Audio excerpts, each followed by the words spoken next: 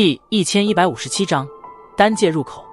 空间通道之前是一片颇为宽敞的空地，空地周围的空间扭曲不堪，显然是丹塔强者施展手段强行构建的一处空间停歇点。这般手段与手笔倒是颇为的了不起，寻常势力即便是那冰河谷，恐怕都是拿不出这等能力与魄力。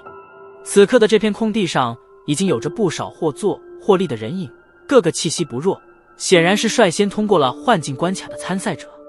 这些人影大多都是各自分散而开，彼此警戒对视，只有极少数的一些人方才三三两两地凑在一起。不过他们望向其他人的目光也是充斥着戒备之色，这种地方没有朋友，有的只是竞争对手。萧炎的突然出现自然也是引起了空地上众人的注意，当下一道道噙着各种情绪的目光便是投射在了前者身体之上。感受着这些戒备中隐隐噙着一些